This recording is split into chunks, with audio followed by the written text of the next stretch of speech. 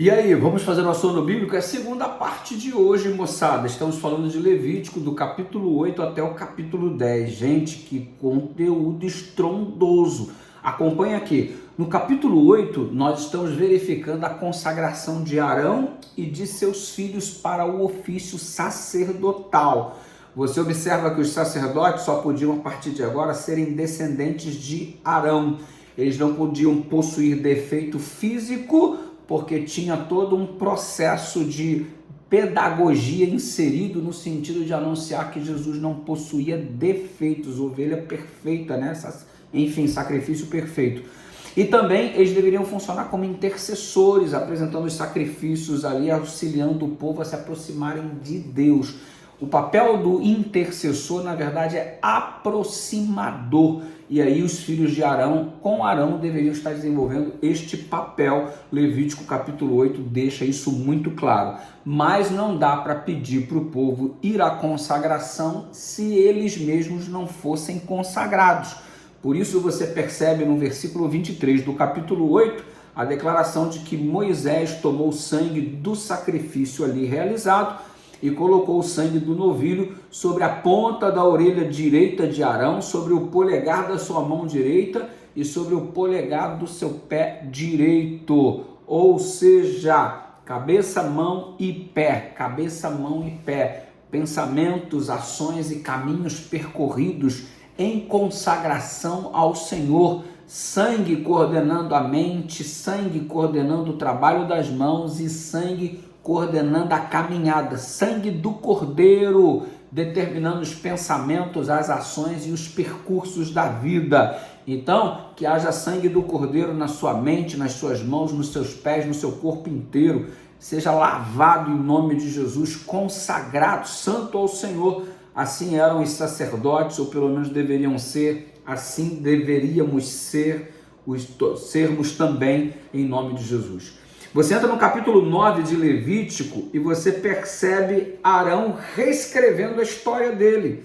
Olha como Deus dá a oportunidade da gente refazer as coisas que anteriormente desfazemos ou enfiamos os pés pelas mãos, e aqui Deus está dando a oportunidade para Arão reescrever sua história. Do que você está falando, pastor? Você se lembra quando ele construiu aquele bezerro de ouro, suscitando toda aquela revolta, atendendo o pedido maligno do povo que queria voltar para o Egito?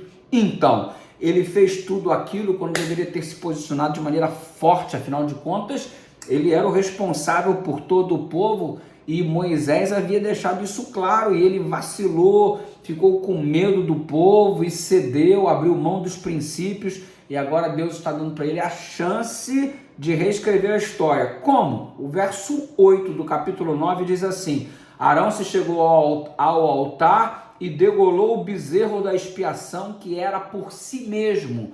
Havia utilizado um bezerro de ouro para levar o povo distante do Senhor. Agora ele apanhava um bezerro de verdade para ele ter acesso à graça de Deus por intermédio do sangue derramado, porque afinal de contas, sem derramamento de sangue, não há remissão de pecados. Deus estava dando a chance para Arão reescrever a história, como está dando essa chance para você hoje também, reescrever a sua história por intermédio do sacrifício de Jesus. Você entra no capítulo 10 de Levítico e você vê uma cena trágica. Você se recorda que no capítulo 8, Arão e seus filhos estão sendo consagrados. Sangue na cabeça, aqui na ponta da orelha, sangue na ponta do dedo direito da mão, simbolizando também o sangue que deve permear as mãos, e nos pés, ou seja, foram consagrados ao Senhor. Cabeça, mão e pé, cabeça, mão e pé, corpo inteiro. Deus dirigindo os pensamentos, as ações e os percursos que vamos trilhar. E aí você percebe que o Nadab e o Abiú, 2 dos 4 filhos de Arão, simplesmente rejeitaram a direção divina. Ellen White chega a comentar que eram indivíduos dados ao álcool, dados à utilização do vinho, e estavam tornando a religião algo vil, a prática cerimonial como se fosse algo banal, estavam jogando tudo aquilo na lata do lixo, e Deus começou a se preocupar com tudo aquilo, até o dia que, de acordo com o capítulo 10, eles ofereceram fogo estranho, totalmente dominados pelo álcool, foram oficializar, zombando de Deus com tal tipo de atividade. E você já sabe que Deus não se deixa escarnecer. Aí você vai dizer assim, Deus não se importa com o que nós apresentamos. Então explica aí a história do que aconteceu com os 2 filhos de Arão. Apresentaram fogo estranho, está pensando que o Senhor gosta de receber qualquer coisa feita de qualquer jeito? Ei, de Deus não se zomba, tudo que o homem semear, isso também ceifará. Um tempo de graça foi oferecido a Nadab e Abiú para que pudessem se posicionar de um modo diferente, afinal de contas, eles eram representantes do céu para o povo, e estavam então representando verdadeiramente não a Deus, mas ao próprio Satanás. E você observa que saiu fogo de diante do Senhor e os consumiu, e morreram na presença do Senhor. Muito bem, o fogo no santuário era uma manifestação de Deus no meio do seu povo. Não tinha uma coluna de fogo lá? Aí Deus está lá, não tem um fogo em cima do santo. Deus está lá, manifestação de Deus no meio do seu povo. Um sinal da sua aprovação aos sacrifícios ali oferecidos. Agora, quando surge a expressão fogo estranho, simboliza a tentativa humana em acrescentar os seus esforços no plano divino. Ou seja, não é o que Deus pediu que está sendo oferecido, é aquilo que Nadab e Abiú estavam fazendo do jeito deles, comprometendo o plano divino para a salvação do povo e a compreensão deste plano por parte do povo.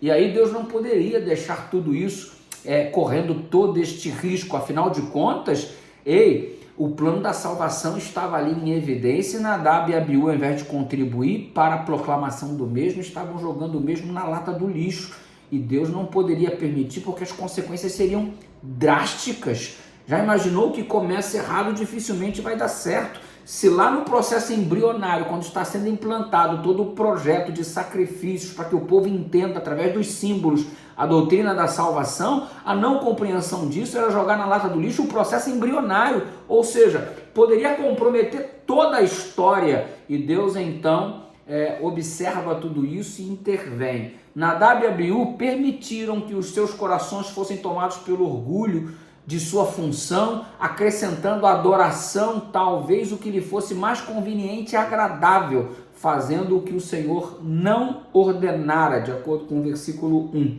Basta uma leitura superficial deste capítulo para que vocês observem muita gente comentando: nossa, Deus é carrasco mesmo, tinha prazer em fulminar os pecadores. Agora atentem para o contexto da época, pela necessidade geral e urgente de educar um povo para fazer a diferença entre o santo e o profano, entre o imundo e o limpo. Verso 10 fala sobre isso. Fica mais fácil de entender as medidas que o Senhor teve de tomar a fim de preservar toda uma nação sob tal perspectiva. Ou seja, se Deus não toma uma medida, estava comprometida toda a nação. Então era melhor tomar um posicionamento em relação a 2 do que permitir todo o povo se corromper. Apesar das muitas deficiências e limitações daquele povo, era deste povo que viria o Messias, gente, o Salvador do mundo.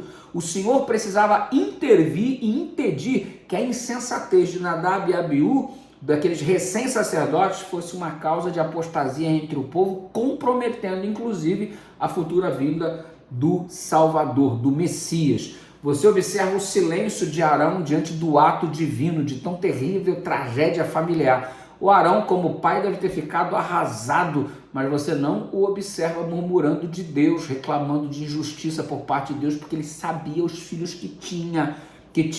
Marcou o início do seu sacerdócio com derramamento de sangue, da forma mais difícil, caracterizando assim o seu ministério de um jeito muito doloroso, né? Ele pôde sentir a agonia de Deus Pai, que sentiria este sentiria quando contemplasse os seus filhos, né, seu filho sendo consumido na cruz do Calvário, só que para o ato da salvação, enquanto Nadab e Abiú estavam sendo consumidos porque estavam tentando levar o povo à perdição. Mas a dor de perder o filho foi algo sentido por Arão. Quão machucado não deveria estar o coração daquele velho sacerdote, como comer das ofertas daquele dia diante de tamanho infortúnio. Imagine ele com o coração dilacerado, Lembre-se da morte de Nadab e Abiú, e não deveria despertar no povo um espírito justiceiro, mas misericordioso. De acordo com o verso 6, você pode perceber o seguinte: vossos irmãos, toda a casa de Israel, lamentem o incêndio que o Senhor suscitou. Era lamentável o que fez Nadab e Abiú, mas Deus não poderia permitir o comprometimento da salvação de toda uma nação, porque quanto maior a responsabilidade que tem, quanto maior o conhecimento que possuo, maior a responsabilidade que será de mim exigida. Nadab e Abiú eram os sacerdotes, e o peso que vai no lombo do sacerdote é diferente do que vai no membro do povo, porque ele estava com a responsabilidade de representar o céu, e isso de um modo mais assertivo, mais intenso. E aí, meu irmão, aconteceu o que aconteceu. É isso daí, grandes privilégios e grandes responsabilidades. Que Deus nos ajude a administrar bem a nossa responsabilidade. Graça e paz. Vamos para a parte 3, que hoje é maratona. Vamos invadir aí o livro de Levíticos aí com força. No nosso próximo vídeo, nós vamos então dar uma olhadinha no capítulo 11 e 12 para encerrar o conteúdo do dia. Vem comigo, não desiste não, vamos lá.